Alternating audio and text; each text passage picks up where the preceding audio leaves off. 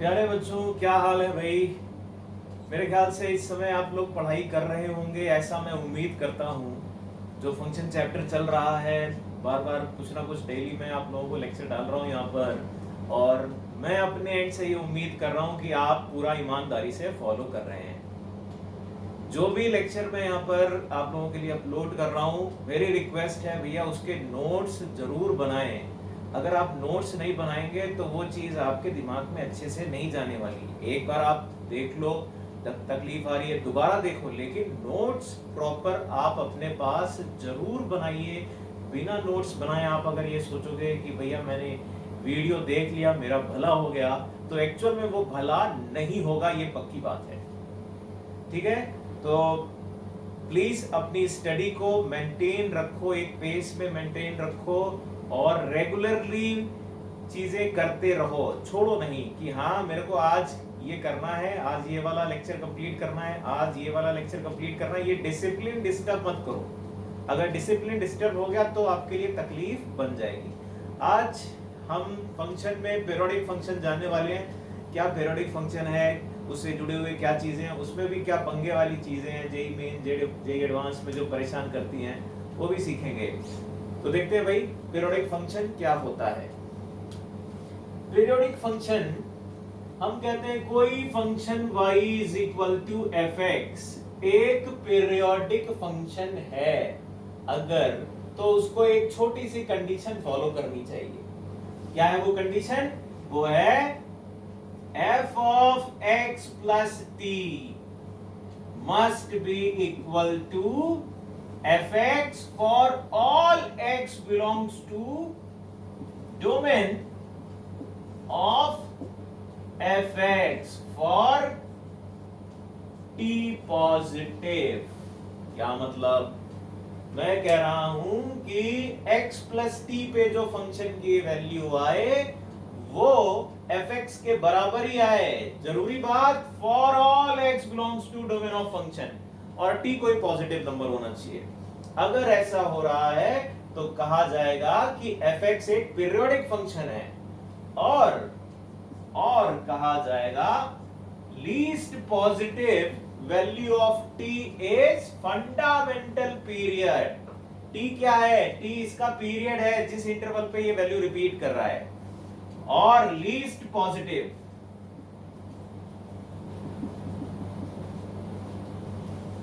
Value of t is fundamental period of fx। अब जरा बात समझो, देखो इतना लिखने से खोपड़ी में जाती नहीं बात, इतना लिखने से नहीं जाती है खोपड़ी में बात। जब तक इसके टुकड़े करे नहीं, जब तक चित्र आएगा नहीं, मजा आता नहीं है। देखना जरा बेटा, हमने बोला क्या? एक ग्राफ बना रहा हूं और उस ग्राफ के थ्रू सारी कहानी समझाऊंगा। मैंने एक चित्र बनाया, ये एक चित्र बनाया भैया, जीरो से लेकर मैंने कोई नाम दे दिया और फिर यही दोबारा यही रिपीट कर दिया और ये रिपीट करता गया, रिपीटेडली इसको बनाया। देखो जरा है क्या मैं कह रहा हूं। ये क्या कहता है? ये कह रहा है कि लो एक कोई पॉइंट x, ये x, अगर ये इंटरवल मैंने t लिया हुआ है तो यहां ये t, तो t प्लस x इतना ही आगे आएगा, जितना 0 से x है उतना ही ये t से x होगा। और अगर आप गौर करोगे तो ये दोनों बराबर हो जाएंगे, और ये हर बार के लिए होगा। इस इंटरवल को जो सबसे छोटा t आएगा उसी को बोलेंगे फंडामेंटल पीरियड ऑफ fx। यहां पर t अगर सबसे छोटा नहीं है फिर भी t को हम पीरियड ऑफ फंक्शन जरूर बोलेंगे। t पीरियड होगा, लेकिन जरूरी नहीं कि वो फंडामेंटल पीरियड हो। फंडामेंटल पीरियड होने के लिए उसे सबसे छोटा पॉजिटिव क्वांटिटी होना पड़ेगा। यानी मुझे बात ये समझ में आई कि कोई कोई डिजाइन अगर एक सर्टेन इंटरवल के बाद रिपीट करे, बार बार रिपीट करे, तो वही पीरियोडिक फंक्शन है। बस इतनी सी बात।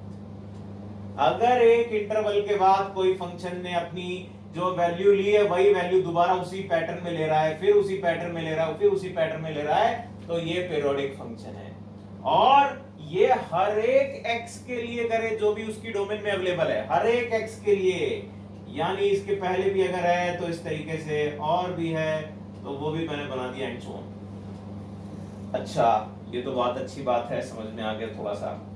अभी इसको थोड़ा और प्रिसाइज करते हैं, जरा देखो कुछ और इसी तरीके के छोटे छोटे एग्जाम्पल से बात को क्लियर करें। देखें जरा, इसको साफ करते हैं। हटो भैया, तो देखना जरा बेटा, अगर मैं y is equal to sine X लू, ये बड़ा जाना पहचाना आपके लिए चित्र बनाएंगे तो बात समझ में आएगी। हमने चित्र बनाया इस तरीके का भैया, चित्र ये बनाया, और आपको देख के समझ में आ रहा होगा भैया ये तो वेव की तरह बढ़ रहा था, एक वेव फंक्शन है जो सर्टेन इंटरवल के बाद वैल्यू रिपीट करेगा। ये है 0, ये है 2 पाई, और गौर से देखो यही है वो डिजाइन, यही है वो डिजाइन जिसको उठाकर रखो तो यहां पहुंच गई। मतलब क्या, अगर हम ग्राफ से देखें, कोई सर्टेन इंटरवल के बाद डिजाइन फिर से रिपीट हो रही है, फिर से ग्राफ रिपीट हो रहा है, तो वो पीरियोडिक फंक्शन है, और उसका पीरियड सबसे छोटा ऐसा इंटरवल जो भी आएगा, और वो है इसका 2 पाई।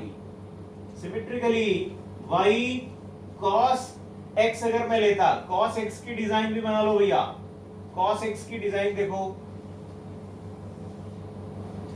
cos x की डिजाइन, इस वाली डिजाइन और ये वाली डिजाइन में फर्क तो होता नहीं है, ये थोड़ा सा बस शिफ्ट कर देते हैं तो बात ठीक है भाई। ये 0 है, ये 2 पाई है। अब यहां से यहां तक वाली भी डिजाइन अगर देख रहे हो, हमको लेंथ चाहिए, हमको लेंथ चाहिए, हमें इंटरवल, ये नहीं बोलते कि 0 से 2 पाई इसका फंडामेंटल पीरियड है ना, 2 पाई लेंथ इसका फंडामेंटल पीरियड होगी, जो लेंथ आ रही है वो। अब ये डिजाइन दोबारा करो, यानी ये हो गया 2 पाई। फिर अगर एक छोटा सा एग्जांपल tan x का देखें, tan x यहां बना देता हूं, जरा देखना बेटा, tan x का अगर ग्राफ बनाओगे तो ये बन रहा है भाई, ये आ गया tan x का ग्राफ, ये था 0, ये दोबारा आएगा पाई, एंड फिर आगे इसी तरीके से बढ़ता जाएगा। tan का जो लेंथ है जहां पर वो रिपीट कर रहा है, वो यही डिजाइन में बार बार रख रहा हूं। अगर डिजाइन को देखो तो मैं कहूंगा ये डिजाइन की लेंथ कितनी है, ये डिजाइन की लेंथ है पाई, इसलिए इसका फंडामेंटल पीरियड पाई हो जाएगा। अच्छा, एक छोटी सी यहां पर नोटिस करने वाली बात, ये जो क्वांटिटी बता रहा हूं ये तो इनके फंडामेंटल पीरियड है, लेकिन कहीं अगर लिखा हो कि साइन का पीरियड 6 पाई है, पीरियड 6 पाई है, लेकिन फंडामेंटल पीरियड 2 पाई है।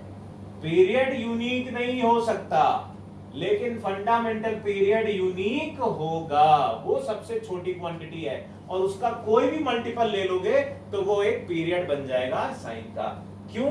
अगर आप समझो, ये पूरी डिजाइन यहां से यहां तक भी ले लो और फिर उठा के रखते जाओ, तब भी ग्राफ मेंटेन हो जाएगा, कंप्लीट हो जाएगा। ठीक है, इसमें कुछ और पॉइंट छोटे जो तो मेरे को अभी अंडरस्टैंडिंग, डेफिनेशन की अंडरस्टैंडिंग करिए, अब छोटे से पॉइंट है कुछ, उनको देखते हैं जरा। जाओ भैया, जो देखना जरा, जैसे एक और फंक्शन लिया हमने x फ्रैक्शनल पार्ट, ये बड़ा जाना पहचाना आपका फंक्शन है, जरा इसका ग्राफ बनाना भैया, कैसा बनता है, इस तरीके की डिजाइन, इस तरीके की डिजाइन। देखो भाई, ये डिजाइन को भी देख के आपको लग रहा होगा ये रिपीट कर रही है बार बार, 0 1 2 3, तो ये भी एक पीरियोडिक फंक्शन है जिसका फंडामेंटल पीरियड 1 यूनिट होगा। सही बात है। फिर एक फंक्शन ले रहा हूं, जरा ध्यान दीजिएगा, fx is equal to constant k। गौर करना जरा, ये जरूरी बात, कांस्टेंट k लिया, और अगर इसका चित्र बनाएं, इसका चित्र बनाएंगे तो कैसा बनेगा जरा देखना, इसका चित्र कांस्टेंट k, मैंने लाइन खींच दी। अब भैया, क्या ये पीरियोडिक है? क्या ये पीरियोडिक है? पंगा आ गया यहाँ पर, ध्यान देना भैया। पीरियोडिक फंक्शन की डेफिनेशन मैंने क्या बताई? मैंने बताया कि x की जगह रख दो x प्लस टी और खुद वो fx बन जाए। तो यहां पर मैं कह रहा हूं कि f ऑफ x प्लस 1 करो, क्या fx के बराबर है? हाँ जी है, क्योंकि x प्लस 1 पे जो फंक्शन की वैल्यू आएगी वही आएगी। मैं f ऑफ x प्लस 5 कर दूं, वो भी है। f ऑफ x प्लस 1/2 कर दूं, वो भी है। f ऑफ x प्लस 1/10 कर दूं, वो भी बराबर है। सारे बराबर है, हर जगह कांस्टेंट वैल्यू बराबर आ रही है। तो भैया ये पीरियोडिक तो है, पक्की बात, लेकिन इसका पीरियड क्या है? पीरियड कोई भी रियल नंबर, पीरियड कोई भी रियल नंबर बोल दो वो है, लेकिन इसका फंडामेंटल पीरियड क्या है? फंडामेंटल पीरियड इस फंक्शन के लिए डिफाइंड नहीं होगा। क्यों नहीं होगा बेटा? क्योंकि सबसे छोटी क्वांटिटी मैं नहीं ढूंढ पा रहा हूं जिसके बाद ये रिपीट कर रहा है। इसलिए बोलूंगा कि ये फंक्शन आपका एक पीरियोडिक फंक्शन तो है, but fundamental period does not exist. और रीजन क्या है? रीजन केवल इतना है कि भैया हम यहां पर सबसे छोटी t की पॉजिटिव वैल्यू निकाल नहीं पा रहे। बहुत बढ़िया। अब देखना, जरा बताना अगली बात। अगर मैंने लिख दिया function fx is equal to x upon x, क्या ये पीरियोडिक फंक्शन है? क्या ये पीरियोडिक फंक्शन है? अगर गौर करें इस फंक्शन को तो ये बन रहा है 1। अगर x 0 नहीं है तो 0 इसकी डोमेन में नहीं आ रहा है। अगर इस फंक्शन को आप देख रहे हैं तो 0 इसकी डोमेन में नहीं आ रहा है। इसका ग्राफ अगर बनाओगे तो कैसा बनाओगे? ग्राफ बनाने जा रहा हूं, जरा गौर करिए। मैंने फंक्शन का ग्राफ बना दिया 1 वाली लाइन, लेकिन 0 पे 1 वाली लाइन नहीं बनाई। क्या ये पीरियोडिक फंक्शन है?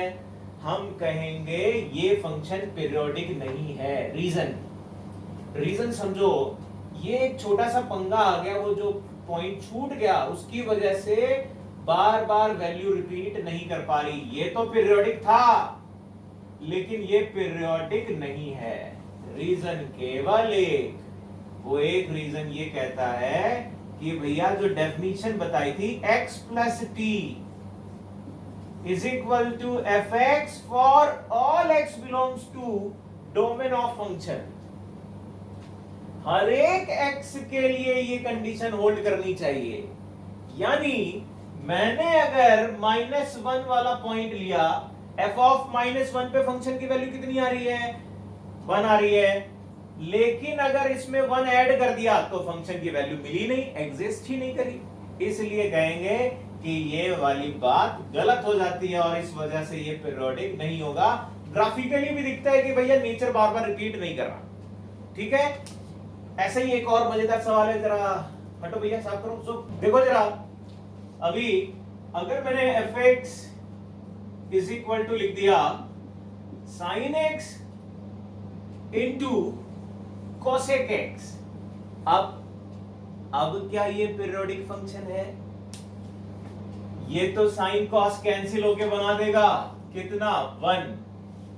लेकिन यहां पर भी रेस्ट्रिक्शन आएगा भैया, ये जो डिनोमिनेटर में साइन आ रहा है ना, आप कहोगे कि sine x not equal to 0, यानी x नहीं हो सकता n पाई। ये 1 है लेकिन n पाई के लिए नहीं, बाकी सबके लिए। तो अब अगर इसका ग्राफ बनाओगे, तो कैसा बनेगा देखना। 1 बनाओ लेकिन पाई वाले एलिमेंट को छोड़ के, पाई के मल्टीपल।